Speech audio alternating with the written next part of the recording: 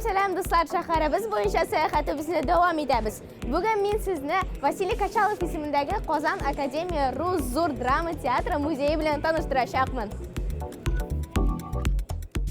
Vasiliy Kachalov ismidagi Qozon Akademiya Rus Zo'r drama teatri Rossiyaning eng ulkan teatrlarining birisi. Teatr 1791-yilda ochila, bu binoda u 1919-yildan. Teatr 1948-yildan olib Vasiliy Ivanovich Kachalov ismini yurdi. Ani uchun naq onun ismi ekanini hozir bilirsiz. Buyuk rus artisti o'zining xizmat yo'lini Qozon teatr sahnasida boshlaydi. Birida u 3 yil ishlaydi. 1900-yilda u Nemirovich Danchenko ham Stanislavskiy chaqiruvi bo'yicha Moskvaga ko'chadi. Vasiliy Kachalov Vilnius shaharida diniy oilada tug'ildi. Bilim olish uchun Peterburgga boradi, ondan Qozonga keladi. Muzeyda onun shaxsiy aybirlari saqlanadi. Masalan, shu kumush qoshiqqa e'tibor bilan qarasak, onda V ham K harflarini ko'ra olamiz.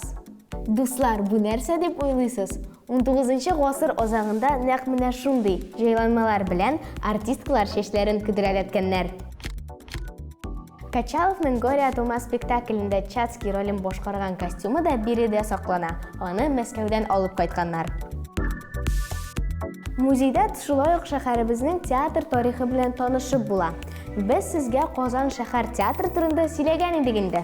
1919-yilda teatr shu binoga ko'chgan.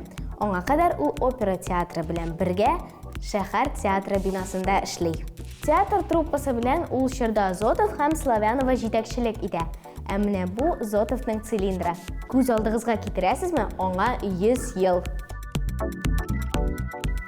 Do'stlar, mana bunday maxsus farfor sovutlarda aktrisalar o'zlarining inniklarini saqlagan. O'zini hurmat etgan har bir aktrisaning bunday sovuti bo'lgan.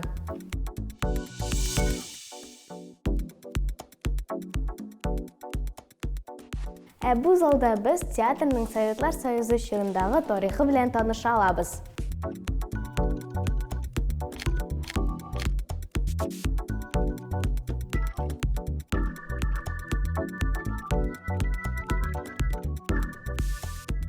G'oliyaskar Kamolning bankrotini Kachalov teatrida da qo'yganlar ekan.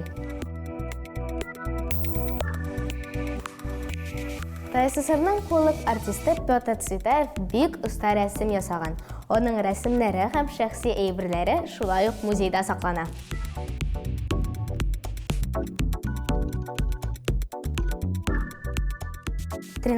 июля 1941 года приехали из Ялты в Казань. Шла война. ТССРның qo'lliq artisti Asoskovning da kundaligi muzeyda saqlanadi. Buyuk Vatan so'g'ushi boshlanganda teatr truppasi gastrollarda bo'ladi. Ham bori tek sentyabrdagina barliq artistlar Qozonga qaytib jeta oladi. Artistlar frontda chiqish yasalar, evakuatsion gospitallarda yarali soldatlarga bo'lishalar. Ham shuni aytasi keladi. Buyuk Vatan so'g'ushi shirinda Qozonning barliq teatrlari bir binoda ishlaydi.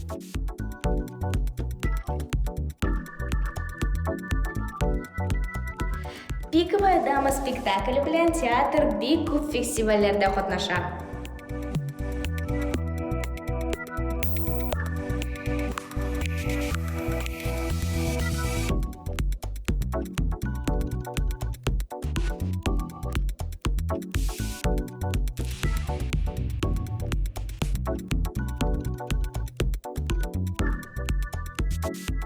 Do'stlar, bu haykalning avtori Asiya Minnulina. U Vasiliy Kachalovni Chatskiy rolida suratlagan. Haykalning kichraytirilgan variantini teatral festivalda qatnashuvchilarga bo'lak etadilar. Muzeyning bu zali teatrning bugungisi ham so'nggi 25 yillik tarixi bilan tanishtiradi.